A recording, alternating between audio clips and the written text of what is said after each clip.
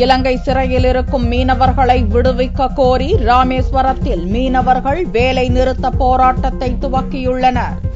ராமேஸ்வரத்தில் இருந்து கடந்த மாதம் 21ஆம் தேதி கடலுக்குள் மீன்பிடிக்க சென்ற 17 மீனவர்களையும் மண்டபத்திலிருந்து சென்ற 8 மீனவர்கள் உட்பட 25 பேரை இலங்கை கடற்படை கைது செய்து சிறையில் அடைத்தது. மீனவர்கள் கைது சம்பவம் தொடர்பாக ராமேஸ்வரத்தில் மீனவ பிரதிநிதிகளின் அவசர ஆலோசனைக் கூட்டம் ராமேஸ்வரத்தில் நடைபெற்றது. இதில் மீனவர்களையும் படகுகளையும் விடுவிக்க கோரி வெள்ளிக்கிழமை முதல் வரும் 28ஆம் தேதி வரை தொடர் வேலைநிறுத்த போராட்டம் நடத்த முடிவு செய்தனர். அதன்படி வெள்ளிக்கிழமை முதல் மீனவர்கள் போராட்டத்தை துவக்கினர். மீனவர்களின் வேலை நிறுத்தத்தால் நாள் ஒன்றுக்கு 1 கோடி ரூபாய் வரையிலான வர்த்தகம் பாதிக்கப்படுகிறது.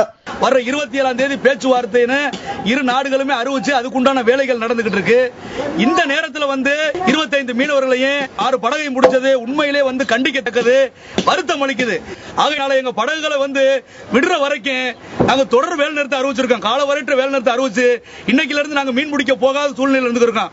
ஆகையினால மத்திய மாநில அரசாங்கம் இந்த விஷயத்தில் உடனடியாக தலையிட்டு இலங்கையில் இருக்கிற தமிழக சேர்ந்த அத்தனை படகுகளையும் மீனவர்களையும் விடுதலை பண்ணணும். இதனிடையே பாம்பன் மற்றும் புதுக்கோட்டையைச் சேர்ந்த 40 மீனவர்களும் அவர்களுடைய படகையும் இலங்கை நீதிமன்றம் விடுவித்து உத்தரவிட்டுள்ளது.